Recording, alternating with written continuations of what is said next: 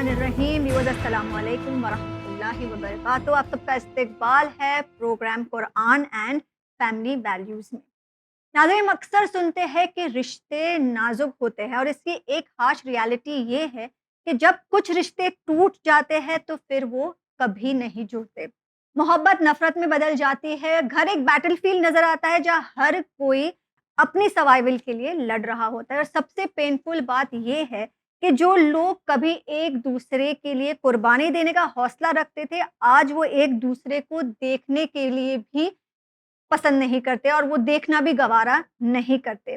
तो क्या ये डैमेज परमानेंट है? क्या ब्रोकन बॉन्ड्स कभी हील हो सकते हैं? और कुरान का क्या प्रिस्क्रिप्शन है उन फैमिलीज़ के लिए जिन्हें सिर्फ पेनफुल मेमोरीज़ मिली है?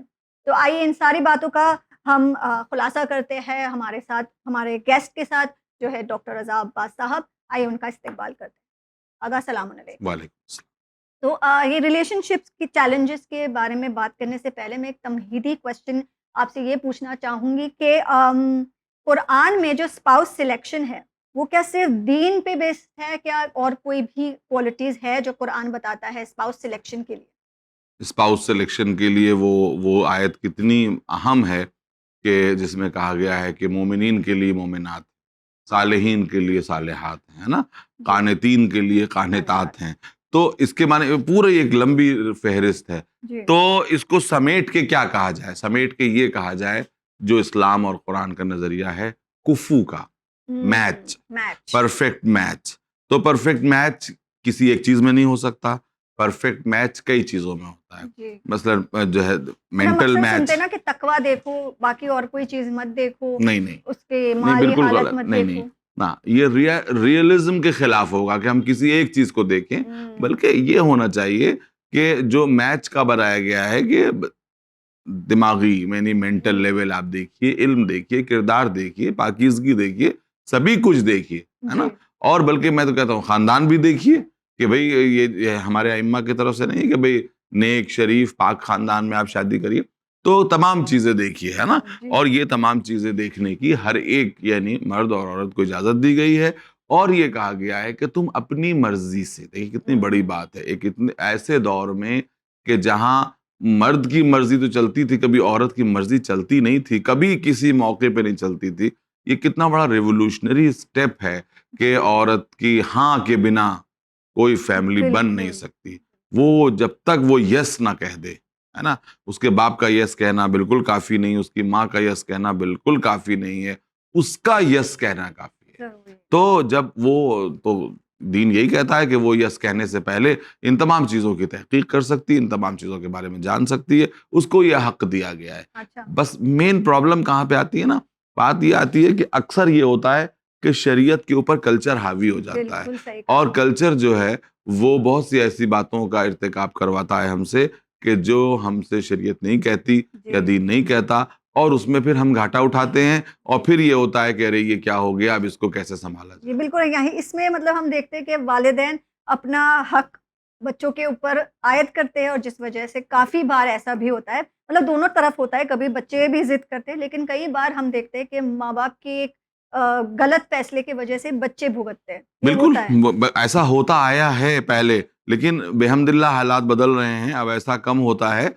और अब आप आज से 200 साल पहले का तसव्वुर कीजिए, 500 साल पहले का तसव्वुर कीजिए कि जहाँ लड़की की कोई मर्जी नहीं हुआ करती थी, बिल्कुल, सही कहा बल्कि आपने। जहाँ जिस तरफ जिस जगह जैसे उन्होंने फैसला कर लिया, बस उसको उसको मानना पड़ता था, जो कि शरई एतबार से बिल्कुल गलत था। बिल तो आप 1400 बरस पहले कितना मॉडर्न फैसला इस्लाम ने किया बिल्कुल, था आपने जो कि कहा है बिल्कुल बगैर लड़की की मर्जी और रिजा के कोई शादी, कोई रिश्ता बन नहीं बन सकता। नहीं सकता। मतलब इसलिए कि इस्लाम ने वुमेन्स को राइट दिया है इस बात में और एक बेशक बहुत ही बड़ा फैसला है उसकी ज़िंदगी का और उसको राइट मिला हुआ है। लेकिन जैसे आपने कहा कल्चर हमेशा हावी हो जाता है जिस कल्चर वजह आ से गया। ये गलतियाँ होती हैं। बिल्कुल तो मेरा ये नेक्स्ट क्वेश्चन ये है कि हस्बैंड वाइफ की कम्युनिकेशन में कोई एथिकल फ्रेमवर्क है जो मौजूद है कुरान में जहाँ से हम एक सीख ले सकते हैं? बिल्कुल, ये एथिकल फ्रेमवर्क यही है कि दोनों एक दूसरे से विद रिस्पेक्ट गुफ्तगू करें, है ना, अच्छा। है ना। हम कुरान करीम की कोई स्पेसिफिक आयत तो इस पे नहीं पेश कर सकते, लेकिन हम यकीनन वो लोग जो कुरानी तालीमात का मुजस्समा थे, हुँ। कौन?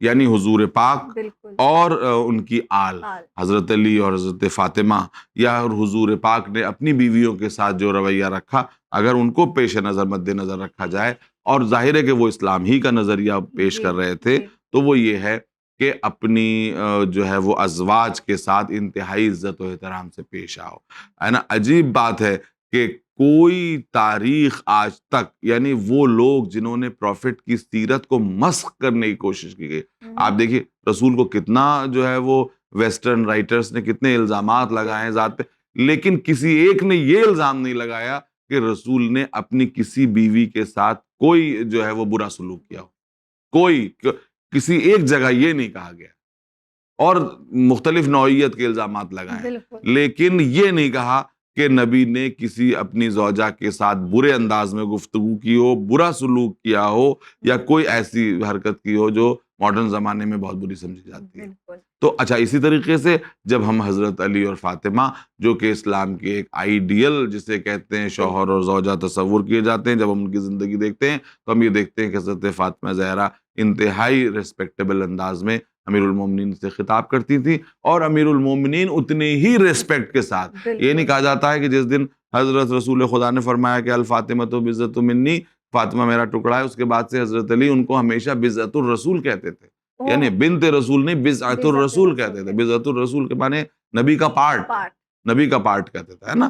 اور وہ ہمیشہ ان کو ابو الحسن کہہ کے خطاب کرتی تھی، جو کہ عرب میں عزت کا ایک وہ، یعنی انہوں نے کبھی بھی عام طور پہ جو ہے وہ علی نہیں کہا، بلکہ ہمیشہ ابو الحسن کہا۔ تو ابو الحسن جو ہے وہ عرب میں ہمیشہ کنیت جو ہے وہ احترام کے لیے پکاری جاتی تھی، ہر انسان کو اس کے بیٹے کے نام سے پکارا جاتا تھا، اور یہ جو ہے وہ اس کے لیے اس کو ریسپیکٹ دینے کا ایک طریقہ تھا، ہے نا، کہ امیر المومنین کو زیادہ تر لوگ اس زمانے میں جب آپ تاریخ پڑھتے، کتابیں پڑھتے، تو اس میں ابو الحسن کہا جاتا ہے۔ تو یہ، اور کہیں بھی ہمیں تاریخ میں یہ نہیں ملتا کہ حضرت علی و فاطمہ نے زندگی کے ان ایشوز کے اوپر جھگڑا فساد کیا ہو، یا یہ کہ آپس میں کسی ایک نے دوسرے کو کسی بھی طرح ہلکے سے ہلکے انداز میں، غلط انداز میں مخاطب کیا ہو۔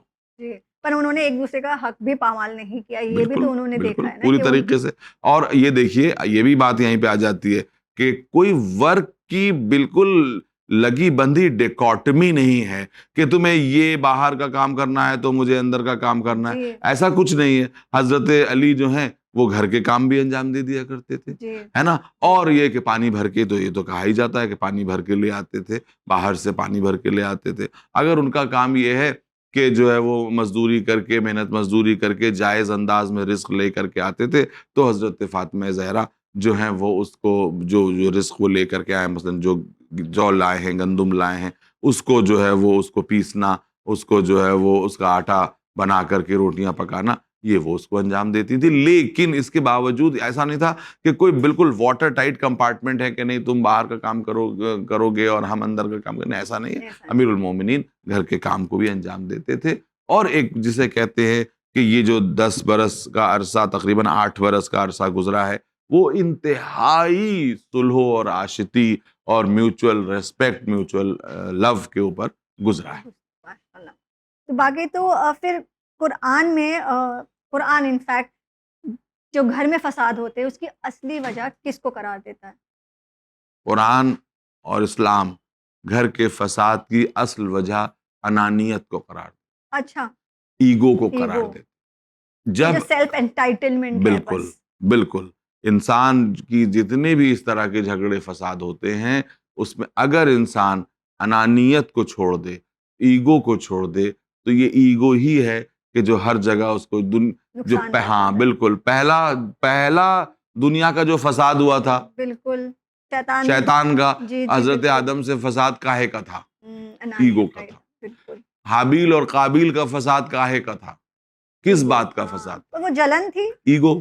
تو وہی جلن کیا ہے؟ ایگو ہے کہ یہ مجھ سے آگے کیوں ہے، یہ مجھ سے بہتر کیوں ہے، بجائے اس کے کہ میں اس سے بہتر بن جاؤں، میں اس کو راستے ہی سے ہٹا دوں۔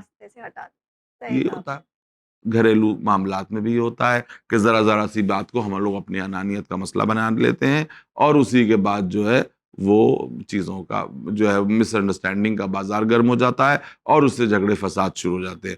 اگر ہم تھوڑا سا سمجھداری کا ثبوت دیں، اپنی انانیت کو قابو میں رکھے تو ان تمام چیزوں سے بچا جا تو سکتا کیا قرآن میں ایسے کوئی سٹیپس ہے جو ہم انانیت کو الگ کر دیں، ہم وہ ہمارے وجود سے نکالیں، یا محبت اور ہے۔ احترام اس کو کا ہم سب پھر سے بڑا جو جسے تریاق کہہ سکتے ہیں، جو اکثیر ہے، وہ ہے ایمان، تقوی، اللہ کے لیے کام اللہ کے لیے کرو، بالکل اپنی ایگو کے لیے مت کرو، ہے نا، صحیح، کام اللہ کے لیے کرو۔ سب کچھ اللہ نے، آپ یہ سوچئے فیملی کا فارمیشن، اولاد کا پیدا کرنا جو بالکل پیور ایک مادی چیز ہے، اس کو بھی، ایون رزق کھانے کو بھی اس نے کیا کہا ہے کہ عبادت ہے۔ عبادت ہے، تو عبادت کوئی چیز تب ہوتی ہے جب اللہ کے لیے کی جائے، اور اگر اپنے لیے کی جائے تو عبادت بھی حرام ہو جاتی ہے، عبادت بھی غلط ہو جاتی ہے۔ اگر اچھا، مثال کے طور پر مثال، ہاں، ہم حج پہ جائیں اور یہ ہمارے دل و دماغ کے کونے میں رہے کہ لوگ ہمیں حاجی کہیں عمر بھر، ہاں، تو یہ حج اللہ کو قبول نہیں ہے۔ نہیں، جب ہم زکوٰۃ دیں اور یہ ہو کہ دنیا ہمیں دیکھے نیت کہ بہت خلوص بڑے نہیں دینے ہے، والے ہیں ہاں، دنیا، تو یہ زکوٰۃ۔ اور اگر ہم کھانا کھا رہے ہیں جو کہ پیور مٹیریل ایکسرسائز ہے، اگر ہماری نیت یہ ہے کہ ہم اپنے جسم کو مضبوط کریں تاکہ اللہ کے فرائض کو انجام دیں، تو وہ عبادت ہے نا۔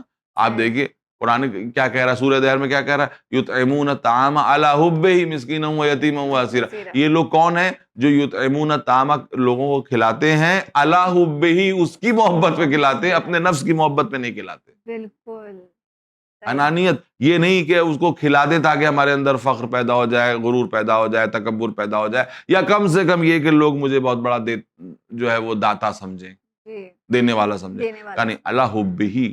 تو اللہ حبہ، یا جو ایک نیت ہر چیز میں آپ کرتی ہیں، جی، کیا قربتاً الی اللہ، قربتاً، یہی بالکل، ہے اصل میں۔ کھانا بھی کیا ہے، کھانا کھاتا ہوں میں قربتاً اللہ کی قربتاً، کیونکہ یہ غذا اسی نے دی ہے، بالکل، یہ جسم اسی نے دیا ہے، اس جسم کو مضبوط کرنا میری ذمہ داری ہے تاکہ اپنی رسپانسبلٹیز آگے ادا کر سکوں، بالکل صحیح، قربتاً الی اللہ۔ قربتاً، نماز کے لیے کھڑے ہوئے قربتاً الی اللہ، روزے کے لیے کھڑے ہوئے قربتاً الی اللہ، حج کے لیے گئے قربتاً الی اللہ، اور قربتاً الی اللہ کی جگہ جو ہے وہ اپنے نفس کی قربت کے لیے کیا تو گئے کام جی، سے۔ بالکل، تو جو اس کے لیے جو سب سے بڑا مطلب وہ یہ فارمولہ کہ ہے، نظریہ بدلنے کی ایمان، ضرورت ایمان، تقوی الہی، اور اللہ کی جو ہے وہ قرب حاصل کرنے کا، اللہ کا دھیان رکھنا، جی، ہر موقع پر دھیان رکھے انسان کہ اس وقت میری ذمہ داری کیا ہے، تو وہ ان تمام چیزوں سے بچ سکتا ہے۔ بچ سکتا ہے، لیکن اب حقیقت تو یہ ہے کہ بہت سارا فساد ہے، دیر از اے گروئنگ پرابلم کہ فیملیز ٹوٹ رہی ہے، اور اکثر ہم دیکھتے ہیں کہ فیملیز میں جب مرد اور شوہر اور زن میں ہم دیکھتے ہیں کہ ڈومیسٹک ابیوز ہو رہا ہے، بھلے وہ مینٹل ہو یا فزیکل ہو، تو کیا قرآن اس کے بارے میں کچھ ہدایت میں نے دیتا عرض ہے؟ کیا کہ دیکھیے آج کیوں ڈومیسٹک ابیوز ہو رہا ہے، کیوں فیملیز ٹوٹ رہی ہیں؟ جو عورت گھر سے باہر نکلتی ہے اور چند پیسے کما کے لاتی ہے، یہ بڑی اچھی بات ہے، اس کے ساتھ ساتھ وہ انانیت بھی کما کے لے آتی ہے کہ میں بھی ارننگ ممبر ہوں، میری بات بھی اتنی مانی جانی چاہیے، لیکن جو یہ جذبہ ہے نا، یہ جذبہ مس پلیس جگہ جگہ جب ایکسپریشن دیتا ہے، اس ایکسپریشن کے بعد اس کا کاؤنٹر ایکسپریشن ہوتا ہے کہ لیکن نہیں ہوتا؟ ایک نقطہ ہے یہاں پہ، جب آپ کہہ رہے کہ نا عورت گھر میں پیسہ کما کے لاتی ہے، وہ تو آئیڈیلی واجب ہے مرد پر کہ وہ پیسہ کما کے لائے، لیکن جب وہ عورت ہاتھ بٹا رہی ہے، اور اکثر ہم دیکھ رہے ہیں آج کی سوسائٹی میں کہ مرد چاہتے ہیں کہ عورتیں کما کے لائے، ٹھیک ہے، تو پھر لیکن وہ سرپرستی صرف مرد کو کرنی ہے، وہ غلط ہے، بالکل غلط ہے، تو اس میں بالکل، انانیت مرد کا بھی تو بالکل مرد کی انانیت زیادہ بڑی ہوتی ہے، وہ مرد کی بھائی وہ بھی غلط ہے۔ سب سے پہلے میرا مقصد یہ نہیں ہے کہ میں عورت کی انانیت کی بات کروں، مرد کی انانیت تو زیادہ بڑی ہے، مرد ہی کی انانیت سے اکثر گھر پریوار جو ہے وہ ٹوٹتے ہیں اور تمام باتیں ہوتی ہیں۔ میں نے عرض کیا کہ یہ جو گروتھ جو ہے وہ اس وجہ سے ہے کہ جب عورت کما کے لائی تو اس کے اندر بھی تو ایک کانفیڈنس پیدا ہوا کہ گھر کو چلانے میں میرا بھی بہت بڑا ہاتھ ہے، تو میری بات بھی مانی جانی چاہیے۔ اچھا، اب شوہر صاحب یہ تو نہیں کر رہے ہیں، یعنی عورت کو کما کے لانے کی اجازت تو دے رہے ہیں، اور یہ بھی چاہ رہے ہیں کہ وہ ویسے ہی پہلے کی طرح جو ہے وہ دبی کچلی پڑی رہے، تو یہ تو نہیں ہوگا۔ جب یہ نہیں ہوگا تو پھر جھگڑا فساد ہوگا، کیونکہ اب کیا ہے، ایمان ہے نہیں، تقوی الہی نہیں ہے، اس اعتبار جو قرآن ہم سے ایکسپیکٹ کرتا ہے وہ نہیں ہے، تو نتیجہ کیا ہوگا؟ یہی ہوگا۔ اچھا، اب یہاں سے بات شروع ہوتی ہے کہ تم کمانے لگی ہو تو تم یہ سمجھتی ہو کہ تم ہی گھر کی مالک ہوتا ہے۔ اچھا، یہ ایکسپریشن سو مینی ورڈز میں نہیں کہا جاتا ہے، اندر یہی شروع ہو جاتا ہے کہ ان کے بہت نخرے ہو گئے ہیں، یہ بہت زیادہ، یہ جب سے کمانے لگی ہیں ان کا یہ ہو گیا. تو یہ بات غلط. ہم یہ بات کہتے ہیں کہ عورت چاہے کمائے یا نہ کمائے پھر بھی وہ برابر کی حقدار ہے، لیکن اگر وہ کما کے لاتی ہے تو بھی اس کی بات سنی جانی چاہیے. اور یہ جو مرد کا مس پلیسڈ ایگو ہے وہ جو ہے وہ ہم نے پھر میں نے کہہ دیا نا کہ ان تمام چیزوں کی جڑ انانیت ہے، ایگو ہے. آپ غور کریے، ایگو کے سوا اور کچھ آپ کو نظر آئے تو بتائیے. صرف ایگو ہے، صرف ایگو ہے.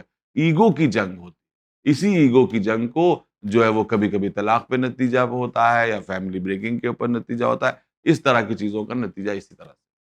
صحیح ہے. جیسے آپ نے کہا کہ ہاں نتیجہ تو یہی ہوتا ہے کہ فیملیز ٹوٹ رہی ہے، بروکن فیملیز. ہم دیکھ رہے ہیں کہ ڈیورس کا ریٹ کتنا بڑا ہوا بڑا ہے. ہے. تو قرآن یہ بروکن فیملیز کے لیے اس طرح سے مطلب آف کورس پھر کیا رہ جاتا ہے، بری یادیں رہ جاتی ہے ایک دوسرے کے لیے، جو گرجز رہ جاتے ہیں وہی رہ جاتا ہے. تو قرآن یہ بروکن فیملیز کو ہیل کرنے کی کوئی ہدایت دیتا ہے؟ بالکل دیتا ہے. سب سے بڑی ہدایت قرآن کی ہے، جو سب سے امپورٹنٹ چیز وہ کیا ہے کہ قرآن ایک ایسی کتاب ہے، اگر آپ انصاف سے دیکھیں تو وہ سب سے بڑی ہدایت یہ دیتا ہے کہ ہم تمہیں سیکنڈ چانس دیتے ہیں، اچھا تھرڈ چانس دیتے ہیں. جی زندگی کو پھر سے شروع کرو تاکہ وہ جو کڑوی یادیں تمہارے اندر ہیں ان کو ختم کیا جا سکے. مرد کو بھی اسی طرح سیکنڈ چانس دیتا ہے، عورت کو بھی سیکنڈ چانس دیتا ہے. مثال کے طور یہ جو طلاق ہے، طلاق کے بعد ری میرج ہے، یہ خود اپنے آپ میں اگر آپ غور سے دیکھیے، میں آپ سے کہتا ہوں جتنے لوگ دیکھ رہے ہیں سن رہے ہیں، ایک بات پہ سینے پہ ہاتھ رکھ کے یہ بات بتائیں کہ یہ بات سچ ہے کہ نہیں. اگر آپ کسی ایسے محل میں داخل ہوں جو بہت خوبصورت ہے، بڑا لگژریس ہے، لیکن اس میں داخل ہونے کا راستہ ہے اور نکلنے کا راستہ نہیں ہے، اس محل کو آپ کیا نام دیں گی؟ قید. Very good. جیل ہے نا، بیوٹیفل جیل، لگژریس جیل، جو بھی آپ کہیں، کہ جانے کا راستہ تو ہے، نکلنے کا راستہ نہیں. میرج انسٹیٹیوشنز بہت زیادہ تر مذاہب میں ایسے ہی ہیں. داخل تو آپ ہو سکتی ہیں، نکلنے کا کوئی راستہ نہیں. اچھا بالکل. یہ تو قانونی جو ایک الگ ہے کہ بھائی قانون سے آپ نے جو ہے وہ سیپریشن لے لیا، لیکن کتنے مذاہب ایسے ہیں جہاں کوئی راستہ ہی نہیں نکلنے کا. ایٹ لیسٹ دین آپ کو ایک راستہ دے رہا ہے. بھائی ٹھیک ہے، جب لائف انبیئریبل ہو گئی ہے نا، برداشت کے باہر ہو گئی چیزیں، تو آپ کے لیے کہ بھئی آپ اپنی زندگی برباد کریں، اس سے بہتر ہے کہ آپ بیوٹیفلی الگ ہو جائیے اور اپنے آپ کو، اپنی زندگی کو ایک نیکسٹ چانس دیجیے. آپ بتائیے تو کیا یہ قرآن ہمیں نہیں دیتا؟ بالکل دیتا ہے. اور پورے طلاق کے پورے جو ہے وہ پروسیس کو بتاتا ہے، ری میرج کو بتاتا ہے، اور یہ کہتا ہے کہ یہ سب کچھ نہیں ہے کہ طلاق شدہ یا ودھوا کے لیے کیا ہمارا سماج جو ہے، ہمارا سماج کیا کہتا ہے اور قرآن کیا کہتا ہے، دین کیا کہتا ہے. آپ بتائیے کلچر آپ کو کیا کہتا ہے کہ اس کو اگر کوئی عورت جو ہے وہ بیوہ ہو گئی ہے تو صاحب اس کو وہ گویا کہ کسی شادی کی تقریب میں جانے کے لائق نہیں ہے، گویا کہ جو ہے وہ اس کا وجود جو ہے خوشی نہیں منا سکتی، گویا وہ جو ہے وہ رنگین کپڑے نہیں پہن سکتی، گویا وہ یہ نہیں کر سکتی، وہ نہیں کر سکتی، ہزاروں چیزیں ہے نا. قرآن تو اس بات کو سبسکرائب نہیں کرتا. وہ یہ کہتا ہے اس نے کچھ ایام بتا دیے، 3 دن تک کھانا نہیں پکے گا، بس اس سے آگے نہیں. 40 دن تک غم منایا جائے گا، اس کے آگے نہیں. 3 مہینے 10 دن یا 4 مہینے 10 دن عدت طلاق یا عدت وفات، وہ جو ہے وہ عدت ہے قانونی. اس سے جو ہے وہ جب وہ اس سے نکل جائے گی اس کے بعد وہ فری ہے. اب وہ کوئی ایسی چیز اس کے اوپر نہیں ڈالی جا سکتی، تھوپی نہیں جا سکتی کہ تم زندگی بھر سفید ساڑی پہن کے، سفید کپڑے پہن کر کے وہ جو ہے وہ اس طرح سے زندگی بتاؤ. نہیں، تمہاری زندگی ہے، تمہیں ایک نیکسٹ چانس دیا جا رہا ہے. تم چاہو تو اپنی دوسری شادی کر کے زندگی کو از سر نو شروع کر سکتی ہو. مرد کے لیے بھی یہی راستہ ہے کہ بھئی جب طلاق ہو گیا تو تم دوسری شادی سے اپنی نئی زندگی شروع کر سکتے ہو. وہ چیز ناکام ہوئی تو کیا ہوا؟ بہت سی ناکامیوں کے بعد کامیابی آ جاتی ہے.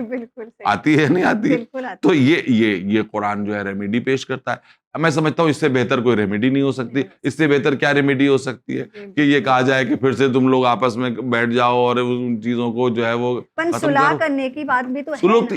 سلو تو ہے، میں تو وہ بات کہہ رہا ہوں جب فیملی بروکن ہو چکی ہے نا، مثلاً جو ہے وہ عدت کی مدت گزر چکی، اب کیا ہے؟ تو اب نئی زندگی ہے، نیا دن ہے، آپ کے لیے بھی ان کے لیے بھی یہ ہے. ہاں اس سے پہلے بہت کچھ ہے کہ میرج کو بچانے کے لیے سب کچھ ہے کہ کاؤنسلنگ بھی ہے, یہ بھی ہے, وہ بھی ہے, اور یہ سلو کی قرآن کوشش کہتا ہے, ہے, یہ سب بالکل ہے. رجوع اچھا. ہونا ہی.